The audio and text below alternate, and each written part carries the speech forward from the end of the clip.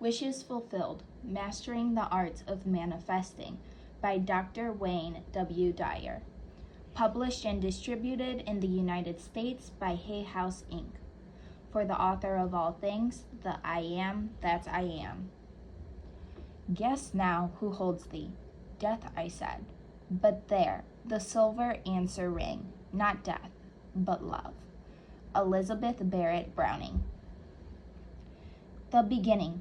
I have chosen to introduce this book by relating several experiences that have touched my life and reflect an appreciation of the essential messages you will read about in Wishes Fulfilled. These meaningful life events occurred during the creation of this book and contain elements of synergy and synchronicity that I find very exciting and promising. I'm offering what I consider to be a program that guarantees you the ability to manifest into your life all that you desire, as long as what you desire remains aligned with your source of being.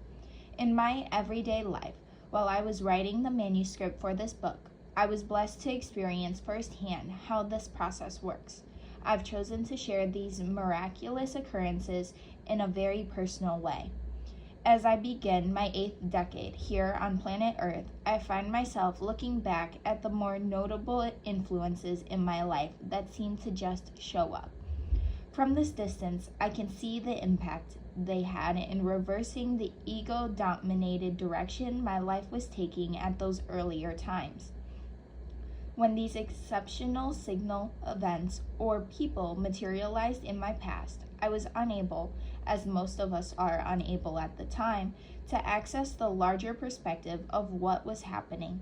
Now, from this perspective of looking back and writing about how to live a wishes-fulfilled life from a spiritual vantage point, I see those events as the pieces of a puzzle in a grand tapestry that is awe-inspiring and very meaningful to me today.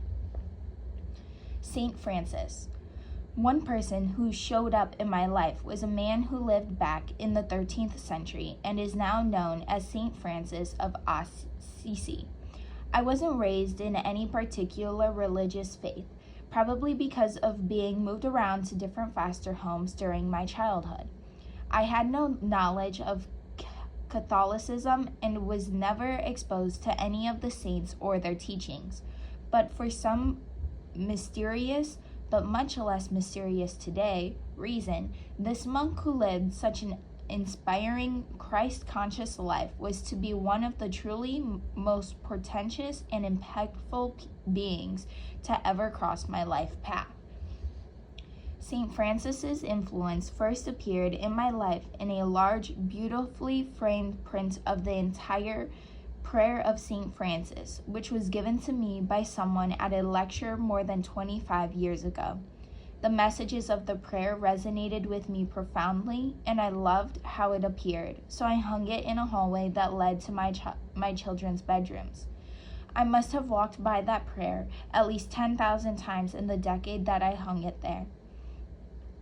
Often I'd pause, read a few lines, and contemplate the magic in the words. Where there is hatred, let me sow love, and where there is darkness, let me bring light. These words seem more like a technology than a prayer. I love thinking that hatred could grow into love, and darkness could be illuminated, not by asking God to do it, but by being love and light. It seemed to promise that we humans had the ability to literally change suffering and pain by transforming ourselves, and I enjoyed contemplating that achievement. But from this vantage point, I can see that I wasn't yet ready to live St. Francis's message, or even write it in the way that I've succeeded with this book. Nevertheless, Francesco di Pietro di Bernardone, 1181 to 1226, had come into my life, and his influence slowly began to engulf me as the years passed. I was persuaded to go to Assisi in the 1990s, and while there, I felt in some unexplainable way I was home. I walked in the fields where Francesco walked. I meditated in the same little chapel where he prayed. I stood at his tomb, mesmerized by the overwhelming feeling in my body that I was one with this man who had lived 800 plus years before my own birth. I began to read about Francisco and was extremely moved by his burning desire to fulfill his own dharma alongside his determination not to let anything impede his dream. I too have felt that inner call to do the work I've done all these years. I too have had periods of being off the path, and always that inner voice bringing me back to writing and living each day, to my divine mission. About a decade ago, I knew I was going to write a book titled, "There's a Spiritual Solution to Every Problem," but I was unclear about how to organize this undertaking. In a deep meditation, I heard a strong voice say, "Base it on the prayer of St. Francis that hangs on the wall in your home." It was a moment of such clarity and pure vision that I felt as if the book was already written. All I had to do was let myself be an instrument of thy peace. I returned again to Assisi and had another miraculous experience. I experienced a healing in my body that to this day remains a mystery to me and my medical doctor friends as well. I related the story of this healing and my vision of St. Francis in my movie, The Shift. Once again, this 13th century monk had transformed my life by appearing to me and showing me that there are no limits to what can take place when one is living from a God-realized perspective. I went on to write the book effortlessly, after taking copious notes on my second visit to Assisi. Furthermore, the subject matter of "There's a Spiritual Solution to Every Problem" became a public television special, and millions of people had the teachings of St. Francis brought into their homes because of my calling to write about these profoundly life-transforming truths. Years ago, I found myself drawn to the fictional recreation of the life of St. Francis of Assisi, written by one of the greatest writers of our time, Nikos Kazantzakis.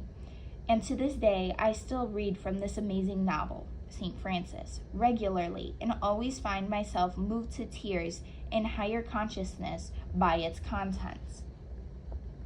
About a year ago, I had another strong calling during a deep meditation to take a group of people to 3 spiritual cities in Europe: Lourdes in France, Medjugorje in Bosnia-Herzegovina, and of course, Assisi in Italy. We called this journey Experiencing the Miraculous, and 162 people from all over the globe signed on to visit these holy places where genuine miracles have taken place in the 13th, 19th, and 20th centuries. I offered a 2-hour lecture in each of these remarkable places, and in our opening night gathering in Assisi, I told everyone that we were truly fulfilling the vision of St. Francis. His objective was to bring Christ-conscious awareness to the entire world, one parish, one city, one country at a time. On this trip, we had people from every continent, representing all age groups from teenagers to octogenarians. All professions, all religious persuasions, all with the same ideas, to assist our world in being one that is populated by people who desire to make an instrument of thy peace, and thus create such a world from our deepest wishes, desiring to be fulfilled. On our second day in Assisi, on my 3rd visit to this divine city, all 162 people gathered in an ancient church built hundreds of years ago when Francisco lived there and began the Franciscan order. As my 2-hour talk was winding down in this holy building, and something happened to me that I have never experienced in almost 4 decades of public lectures. I felt something take over my body, and I was rendered speechless. I was doing a reading from Kazantzakis' St. Francis, and at the end, I simply froze. My body wouldn't move. I broke into almost furious sobbing, and the entire audience stood up and stretched out their hands to me in silence. Everyone knew that a truly metaphysical happening was transpiring. The entire trip was filmed, including this and 2 other lectures. You can see it all for yourself if you so desire by viewing the Experiencing the Miraculous 4 DVD set that is produced by Hay House. Many photographs were taken of me speaking beneath a portrait of Jesus Christ in the church, and I have included one in the photo insert that you might view the very large orb that made its appearance at that transfixing lecture in the Holy Church in Assisi. You will learn more about these orbs later in this book. What I can say with certainty is that I once again felt in my body the power of St. Francis. I experienced him, not only by his words and not only around me, but in me, as me, while speaking to those 162 people whom I feel were a Catholic group gathered for the purpose of fulfilling a collective dharma, originating in a thought in my imagination and now an active force for good in our world.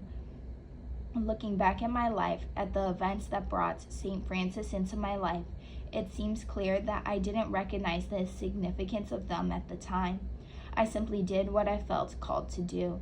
And I must say that Francisco didn't just come into my life with an occasional message to prompt my own spiritual awakening. He actually took it over and changed the course that my life was taking at the time. He lived in me most of the time. I am going to leave St. Francis for a moment and relate the presence of another luminous being who arrived in my life about 6 years ago. Lao Tzu. Back in 2005, I became reacquainted with the ancient spiritual text, the Tao Te Ching, narrated some 25,000 years ago by the ancient Chinese master Lao Tzu. Some have called this small book, containing 81 short verses, the wisest book ever written. While I had cursory awareness of the Tao, it was by no means a significant teaching in my life. Yet, I noticed that at the age of 65, I kept reading and receiving messages from the Tao Te Ching, which translates loosely to the book of living the virtue of the Great Way. I was familiar with some of the most quoted passages from the text and had even used them in my previously published books. But now in 2005, for some reason, I seemed to be bombarded by them almost on a daily basis.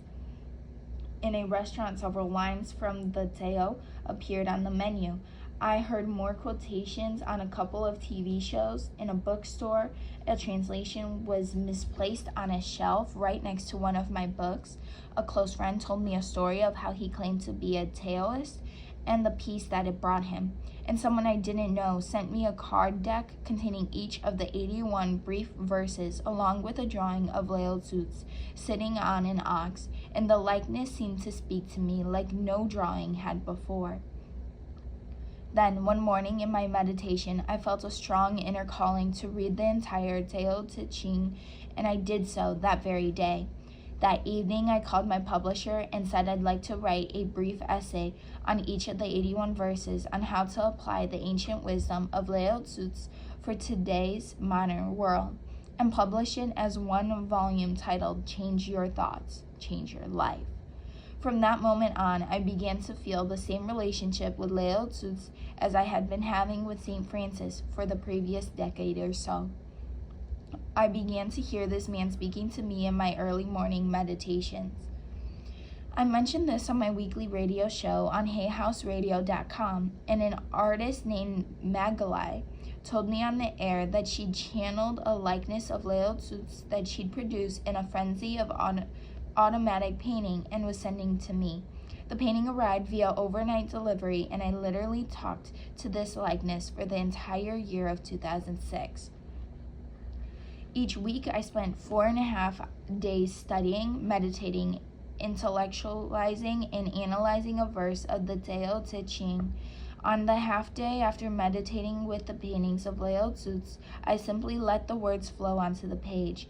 I spent the entire year of 2006 communing with Lao Tzu, gazing at his portrait and watching how his eyes seemed to follow me as I moved about my writing space, and most significantly, listening and letting the words flow through my heart and onto the page. My year of being steeped in the Tao Te Ching was truly life-altering. I learned and practiced the essential messages of humility, living the mystery, contentment, simplicity, serenity, and finding God in nature rather than in an orthodoxy. Lao Tzu became my constant companion, and the Tao Te Ching not only guided me to a more enlightened way of life, it did so for millions of others as well. The Public Broadcasting Service, PBS, allowed me to present the essence of Lao Tzu's ancient messages on a pledged show that aired thousands of times, often in prime time, in every major market in the United States and Canada. Somehow, in some mysterious way, known only by the invisible Tao or the one divine mind, I became an instrument for getting these powerful messages out to large numbers of people, 25 centuries after the passing of Lao Tzu. St. Francis and Lao Tzu and their teachings are still hugely consequential in my life every day. But more than being these momentous spiritual teachers, their appearances in my life have impacted countless others, including you, as you embark on the reading of this book. Brenda's letter. I am now going to share a remarkable letter that I received a few days ago as I was preparing to write the opening pages of Wishes Fulfilled. Please read it with an open mind and then allow me to explain the relevance it has for you as you begin reading this book. Dear Dr. Wayne, miracles happen. I feel compelled to share with you an experience I had very recently because you were a part of the miracle that I experienced. Several months ago, I heard about your experiencing the Miracles Tour, and I knew that I had to be a part of it. Life for me is complicated right now as I go through a great big shift. So for me to work out the logistics of going on the European tour was likely to take a miracle, but I was open to anything. I stated my intention out loud. I said, I intend to experience the miracles with Dr. Wayne, and then I left it to God to come up with the hows. A few months passed and my situation was slow to change, so my trip was not booked. I continued to have faith and to know that I would experience the miracles with you, even if reality kept saying not likely. In the beginning of April, my busy schedule had me traveling with my 14-year-old daughter, Emily, to Kelowna, BC for her singing festival. It is an 8-hour drive from where I live, but she is very passionate about opera, so giving her the opportunity to go to Kelowna to work with some experts was certainly my pleasure. My parents happen to live there too, so I called them to say we were coming. I talked to Mom for a few minutes, told her when we would be arriving, and chatted about this and that when I heard Dad mumbling something in the background. Mom interpreted for me. Your dad says Dr. Wayne Dyer will be in Vernon Tuesday night if you want to go see him. Well, after I picked the phone and myself off of the floor, I asked Dad if he would be my date, and I went online and bought tickets. Needless to say, I was thrilled that God would be so kind as to bring you to me instead of getting me to Europe. The night of your lecture came, and I eagerly sat in the 14th row. When you walked on stage and started to talk, something weird happened. It had happened once before when I saw a young boy sing Ave Maria, and a huge halo of light appeared around him.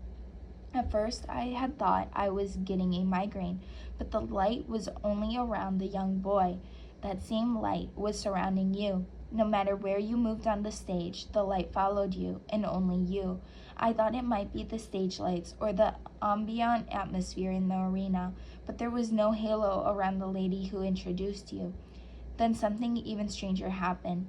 Dr. Wayne, you were talking about St. Francis, and before my very eyes, you transformed. Your body was clad in a long robe, and your features transformed so that you were St. Francis of Assisi.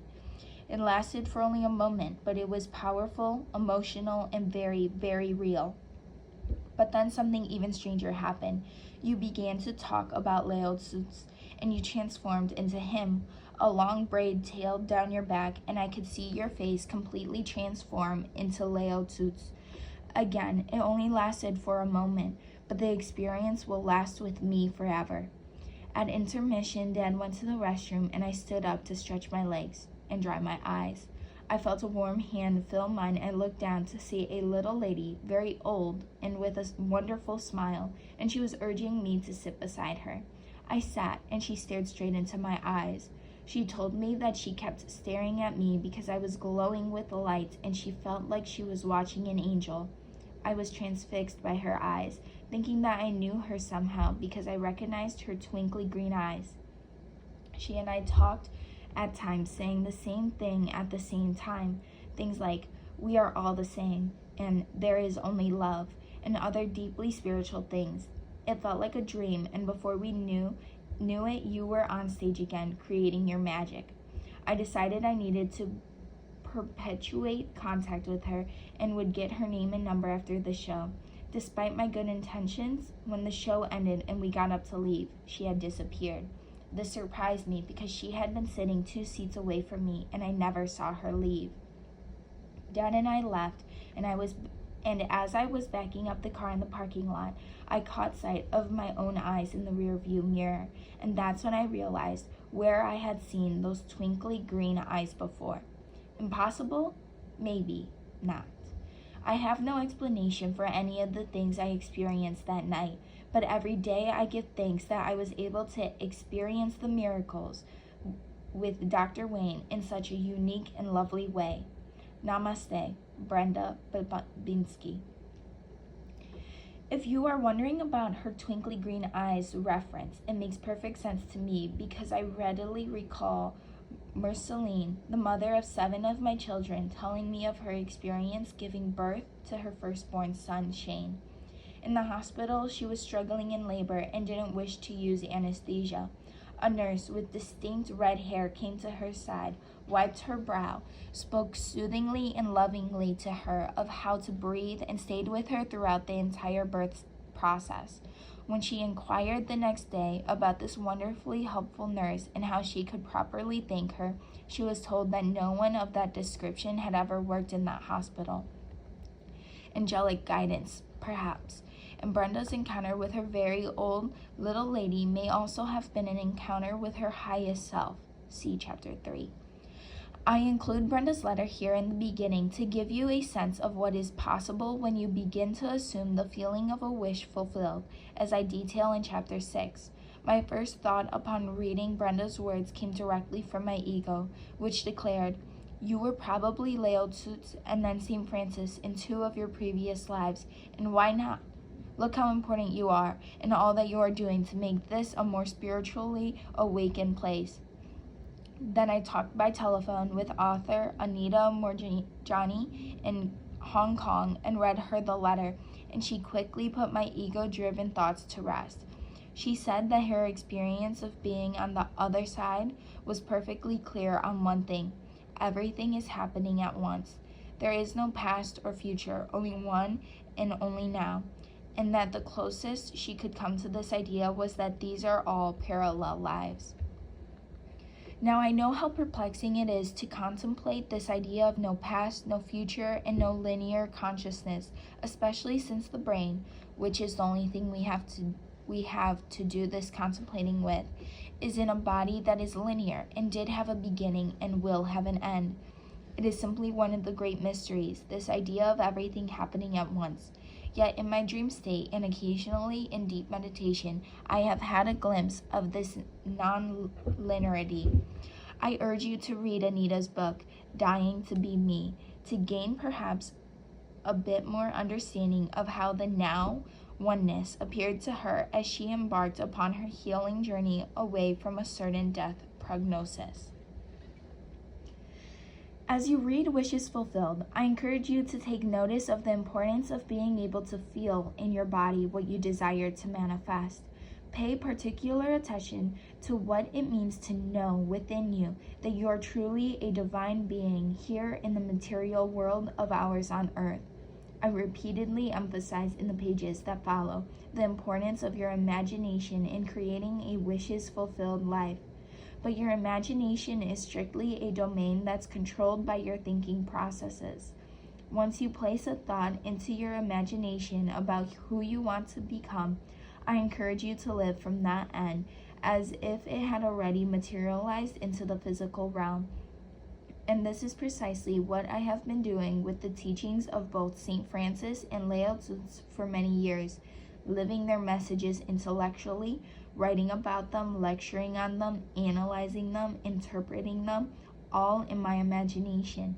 But now, at this time in my life, I have gone beyond my intellect when it comes to the teachings of these divine masters. When I appeared on stage that evening in Vernon, BC, and when I spoke to that audience in Assisi and felt myself overwhelmed by the presence of St. Francis, I was feeling them in my body, living their messages as if they were me, or in other words, assuming the feeling of the wish to know their truths as already fulfilled. And when you are able to passionately feel whatever it is that you wish to have or become, as long as it is aligned with your highest self, that is God, you become it, and it becomes you. When I teach these profound messages, they are way beyond an intellectual exercise. I feel them, and this is what Brenda Babonsky observed in these fleeting moments while I was on stage. Imagine it. Live as if it were your reality. Allow no detractors. But most important, assume the feeling of it, and you will merge with it, and it will merge with you, so that it is no longer a duality. It is you becoming one with what you desire. That same evening, Brenda came to see me as I sat on stage and signed books. The entire hockey arena was filled with orbs, as if to confirm the convergence of the truths of both St. Francis and Lao-Tzu, as I assumed the feeling of these spiritual truths in the core of my being. See photo insert. Those orbs also appeared in photographs at the church in Assisi, where I felt in my body the presence of St. Francis as I stood and spoke, where he had lived and spoken. Again, see photo insert. I do not believe that my being seen by an audience member as actually transforming into these great teachers is an indication that I might have lived as them many centuries ago. I know that when you begin to go beyond the intellect and feel the presence of what you most desire as an already present fact and live from it with unabated passion, you merge into it, and it comes to know the truth that the laws of the material world do not apply in the presence of the God realized. Nicolette. I have chosen to relate one additional story here in the beginning of Wishes Fulfilled that brings home the most salient feature of this book. That is, that there exists within all of us a divine spark called the I am that I am. And when it is kindled and nourished, it is capable of miracle making at an astonishing level. In May of 2011, I met a group of women, including a mother and her 20-year-old daughter, while on a walk along the ocean front on Maui. Linda, the mom, recognized me, and we began a brief conversation. As I looked at her daughter, Nicolette, it was obvious that she was suffering from some kind of facial paralysis that had distorted her features. The muscle activity in the entire left side of her face appeared to be frozen. Something motivated me to reach out and touch her face and ask her what was happening. And then began a saga that I have chosen, with permission from both of them, to relate here in this book to give you a sampling of what is possible when we use the inherent power that is a part of our very essence, called the I Am presence, for the fulfillment of our divinely aligned wishes. I felt called to invite the entire group of women into my home and to talk to Nicolette about the Wishes Fulfilled teachings that I was channeling and writing about each and every day, and had been for several months. I spent an hour or so with Nicolette while her mother, grandmother, and two of Linda's friends stayed in the background. During this time, I felt in my body that something stupefying and mystical was energizing not only me, but the entire room. At the end of our time together, I insisted that Nicolette spend an hour with my friend Kate McKinnon, a craniosacral therapist who was visiting and offering me CST treatments. I had set up an appointment for myself with Kate for the following day. I gave my appointment to Nicolette, and what follows are two descriptions of the event that transpired. The first is Linda's letter to Kate about her understanding of the entire experience. Hi, Kate. I wanted to tell you that before Hawaii, Nicolette did not know of Wayne Dyer at all. She is a university student consumed with classes, assignments, work, and parties, and has never been to his lectures or read his books. She still knows very little of him other than she is now reading The Power of Intention. On Saturday, I arrived in Hawaii with my husband Gord and son Jason. Nicolette called me from Victoria, BC the next day. She said she had experienced a weird headache the night before, and now her face was going numb on the left side. She was having difficulty smiling on one side and was worried. She sent a picture of herself from her phone, and we told her to go to the emergency room now and get it looked at, for it may be a stroke or something. Nicolette didn't want to go because she said she had too much schoolwork to do, had final exams to study for, and didn't feel well enough to go. I insisted we needed a professional assessment. She went and was triaged immediately through and given a battery of tests. She called me about an hour later and said she was diagnosed with a severe case of Bell's palsy, cause unknown. They had theories of causes, but didn't see the other physical effects of these causes, and so the doctors were stumped by her condition. She was given prophylactic antiviral medication and high doses of prednisone. Not being a life-threatening condition, they said, "Sorry, this is all we can do. Time will tell," and she was sent home. Nicolette was beside herself with grief. She called us and was so upset. We suggested that if the doctor said it was okay, then she would come to Hawaii or I'd fly home to be with her. She spent the next 2 days seeing different physicians, making sure she could travel. She arrived in Hawaii on Tuesday. We could see that her paralysis was worse when she arrived. It was definitely progressing. It worsened for several days thereafter. I was in contact with our doctor at home and sent him another picture of Nicolette in full paralysis. He told me that based on what he saw in the photo, it was a severe case. He told us to be prepared that there's a strong possibility that she may only partially recover from this, or perhaps not at all. Furthermore, this type of palsy, Ramsay Hunt, can be quite painful and may have nasty side effects from the nerve damage that has been done. At the doctor's request, we went to the local drugstore and purchased full coverage eye patches and eye lubrications so her left eye would not ulcerate as it was no longer closing. A week or so passed. Paralysis continued, no movement, nor any taste sensation on her left side of her tongue. Her left eyebrow nerves were blown out. Eye couldn't close. Nostril and mouth affected as well. She was having difficulty chewing. Nicolette was in a state of stress, distress, and shooting pain. The universe intervenes. We meet Dr. Wayne Dyer on the promenade. We spent about an hour with Wayne in his condo. Wayne was totally focused on Nicolette's state of mind and on healing. She was wanting to heal right now, being told she has the power to heal, but didn't know how to get to the place to tap into that healing. Wayne put his hands on her face and spoke to her over and over again the same words until she got it. I am paralysis free.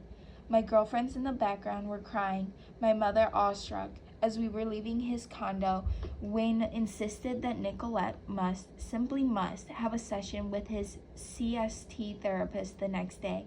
Since time was an issue, he gave his appointment to Nicolette. He made the arrangements. Nicolette came into the therapy session with much gratitude and the new thinking that she will be healed. But she said that one of her barriers to healing was that she couldn't get to a place of completely letting go and letting God, because she was in fight or flight mode. How can I get to a state of physical relaxation and heal when I don't know how to relax my body? I recall she expressed these concerns to you, and you understood what she was saying. You asked her, as Wayne had asked her too, what was going on in her life before this had happened. She said nothing. Everything's fine. I was studying for my final exams in economics and computer science, and at the same time I needed to create a painting for my art class and write an essay on it. My roommate is moving out, and also I'm anxiously waiting to find out if I'm going to be accepted to McGill University in Montreal. Lots on my plate, but I am handling it. You said to her, Nicolette, this isn't nothing. That is a lot of something. We see here how the mind and mind-filled stress can affect the body. This is the mind-body connection, or rather disconnection. Once we got back to Vancouver, Nicolette and I met with our family doctor. He told my daughter that this was indeed a very moderate case. To translate, by his expression and from what he had told me over the phone in Hawaii, it was actually severe. Nicolette knew what he meant. She knew it was severe, but it didn't bother her because as far as she was concerned, she was healing. Our family doctor then went on to provide statistics of different levels of recovery and to prepare us that this type of paralysis can take 2 years or more to come back from if you do come back. We were to schedule another appointment in 4 weeks where Nicolette would be referred to a neurologist. I can't say for sure when she actually had visible improvement, for she went back almost immediately to the University of Victoria to make up for all the work that she had missed while in Hawaii. She went back with the confidence of simply moving forward. I was surprised that she was leaving us and getting right back into her university life after what our family doctor had said, and given that she was still paralyzed. No matter what I thought or what I said, in true Nicolette conviction, she continued to tell me, Mom, you don't get it. Didn't you hear what Wayne said? I am healed and paralysis free. Didn't you hear me say that too? What part of that don't you understand? I am healed. It's just that you and everybody else in this world can't see it yet. 4 weeks later, she is paralysis free. Namaste, Linda. The words, I am healed and I am paralysis free, that Nicolette spoke, even though the physical evidence strongly indicated otherwise, may sound strange or even absurd to you as you read this, but I assure you they will make sense as you read Wishes Fulfilled. The second description is Nicolette's recollection in a letter to the craniosacral therapist, Kate McKinnon.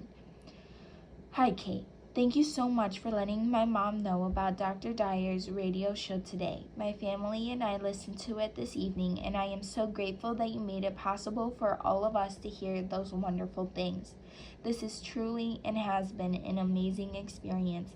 I can't thank you enough for all that you have done.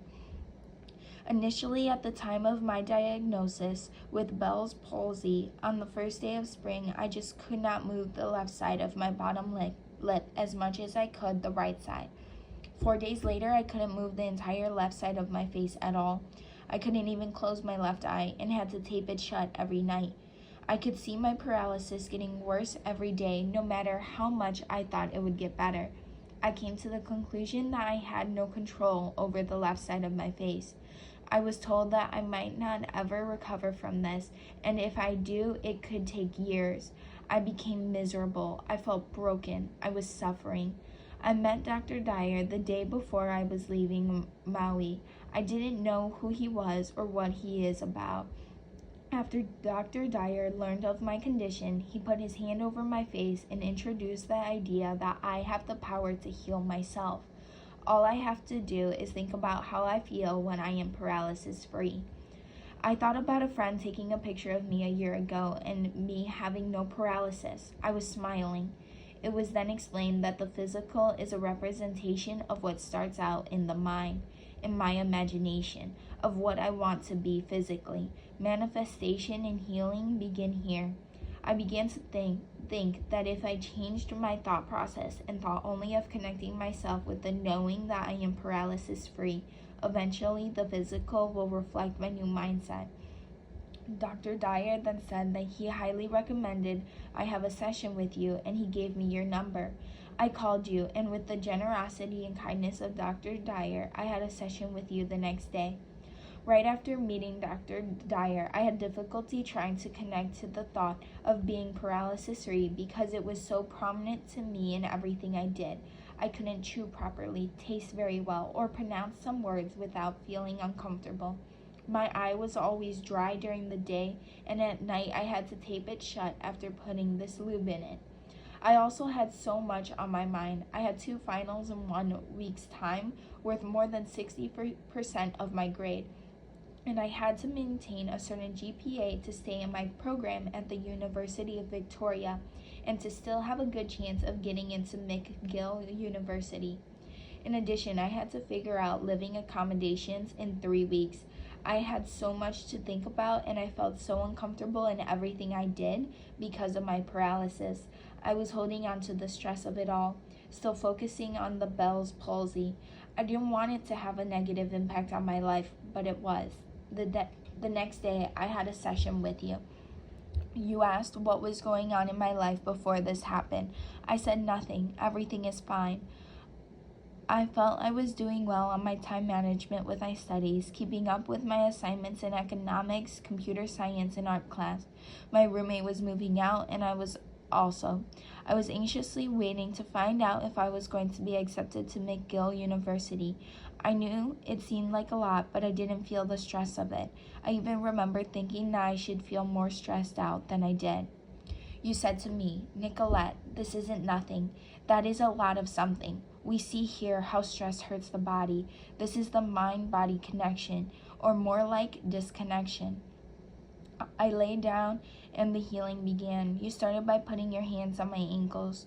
You were asking my mom some questions about where we are from, etc. You made me feel more comfortable, as this was something I had never heard of or even imagined I would be doing. I didn't know how to think of the situation, so I started thinking about how I could make this session as beneficial as possible. I thought about what Dr. Dyer had said to me the day before and what I had read in Anita Morjani's near-death experience article. I constantly told myself, I am paralysis-free, and thought about the picture of me a year ago smiling. You asked me if I liked the ocean, and I replied yes. You told me to listen to the sound of the waves crashing against the sand on the shore. I remember hearing the calming sound of the waves and looking up at the white ceiling. Looking at the ceiling, it was almost as if my body was now numb, and I could no longer feel your hands, which were now touching my legs. When you got to my rib cage on my left side, you asked me if I had stomach pains. I explained that I have had extreme pain in the stomach region after every time I ate something, but I thought it was caused by the medication I had to take for my Bell's palsy. However, I finished my medication a week ago, and I am still having pain there. You focused around my stomach and rib cage. I was looking up at the ceiling. I began to feel pressure right underneath my rib cage, but was unsure if I should say something. Then you said, "If you feel any pressure anywhere, let me know." Immediately, I felt more pressure in that spot, so I said so. I was staring at the ceiling and it began to change colors. You asked me if the pain was a shape. What shape would it be, and what color? I said it would be an oval and yellow. You asked if this oval had a name. Nothing came to me. Therefore, you said we can call it yellow oval. And it asked me if this oval is working with me. I felt like it was working against me and said that. You said, "That's no good." And I remember agreeing in my thoughts. You told me to talk to this yellow oval and ask if we can work together, so I did just that. Then seconds later, I felt it gone, almost as if the oval had burst into a million pieces floating all over my body, and I became one with it. I felt a state of complete relaxation. After that experience, I would say that you helped me realize this control I have over my body. You helped me jumpstart the communication between my mind and my body. I was introduced to the notion of how my mind and my body are one. I remember hearing the waves and repeatedly telling myself, I am paralysis-free. You got to my head. I felt your fingers right at the top of my spine, at the top of my neck. You kept your hands there for a while, it seemed. Then I felt my lower back touch the surface of what I was laying on. I felt as if what was making me feel so uncomfortable all this time had left my body. I took a deep breath, and I vividly remember the air going in so easily. I felt connected to my body as I could feel the air going in and out so freely. I then focused on the left side of my mouth and kept your fingers on the bottom of my upper left molars for a few minutes. Then you touched the left side of my face. I felt relaxed, and I had the picture of me smiling in my mind. I opened myself up to the notion that you are going to be the catalyst in my healing process. You asked me for a word that will help me heal, and what color it would need. I got the weird feel and the color of light blue, and I repeated them to you. You asked me to feel your hand on my face and imagine my face as a sponge of absorbing your energy. I pictured this light blue sponge contracting. I did feel your hand on my face. I saw the sponge in my mind, and I told myself that I am paralysis free. I was in a state of complete relaxation, picturing this sponge as I felt your hand and heard the waves of the ocean. I felt one with my body, that I had control of my body, and that I was smiling, paralysis free. You had your hand on my face for what seemed to be about 5 minutes. However, my concept of time during that session could be incorrect. Then you lifted your hand off my face, and I opened my eyes. You were looking down at me and asked me how I felt. I can't remember my response, although I felt relaxed and aware of what was going on in and around my body. I remember you telling me that I grind my teeth on my left side of my mouth and asked me if something happened to my forehead, which I banged on the roof of my car that day before coming to Hawaii, as I told you later. I remember you telling me that whatever it is I would normally do to relax, I need to do more of, because that is when the healing takes place. The session overall is a blur other than those feelings I described above. At the end, I almost expected to be able to physically smile, paralysis free, but when I couldn't, I was a little disappointed. Then, within a matter of minutes after that thought of disappointment had entered my mind, other thoughts poured in, healing thoughts. After putting on the shoes I took off before the session, I noticed a weird feeling in my body, a physical feeling. Something had definitely changed. I felt a sense of peace. I knew my suffering was over. I physically was no longer uncomfortable. I felt excited and filled with energy. I knew I was healing. I knew it. Over the next few weeks, I continued to think about what you had said about how the healing takes place in relaxation. So whenever I felt my senses speaking to me, convincing me that I still have a severe case of facial paralysis, like for example, when I couldn't pronounce some words properly when speaking to my mom right after the session, I thought of the light blue sponge and the feeling of your hand on my face. Every time I think of that sponge, I am brought back to that place of total relaxation, with the suffering and uncomfortable feelings suddenly lifted from my body. I hear the sound of the waves overpower what my senses tell me, and all that is left in my mind is that picture of me smiling. When I left Maui, I had an overwhelming feeling, an image of healing. I am paralysis free. I am paralysis free. I am paralysis free. Nicolette. I was scheduled to give an evening lecture in Canada at the Jubilee Auditorium in Calgary, Alberta, some 10 weeks after my first and only encounter with Nicolette. Linda had called me to report that her daughter was completely paralysis-free and that this experience had completely turned her entire life mission around. I called Nicolette, and she excitedly told me how great she felt to have learned at the age of 20 that she had this amazing I am presence within her, and that she wanted to tell everyone she encountered about this profound discovery. I invited her and her mom to come to Calgary and share her experience with the several thousand people I would be speaking to, and indeed she did. In only a few moments, Nicolette transfixed the audience, giving real-world 3D evidence of all that I was lecturing about that evening. As she left the stage to a standing ovation, she handed me a card with 2 photos imprinted on it. See photo insert. In the photo of the 3 of us in Hawaii, Nicolette, Linda, and me, the left side of her face is paralyzed. In the other photo, Nicolette is smiling in a beautiful dress, paralysis-free, with a distinct orb at her left shoulder. The caption on the card says, "A wish fulfilled. Love, Nicolette and Linda." As you continue reading this book, which has been a miraculous journey for me, know that I take no credit for any of it. I'm reminded of the 1977 film, Oh God, with George Burns, as God saying something to the effect that if you want a miracle, you should try to make a fish from scratch. Only the I Am presence is so equipped. I give full credit to that presence and urge you to know that it is yours to access as well. Do it from scratch. Sending love, Wayne Dyer.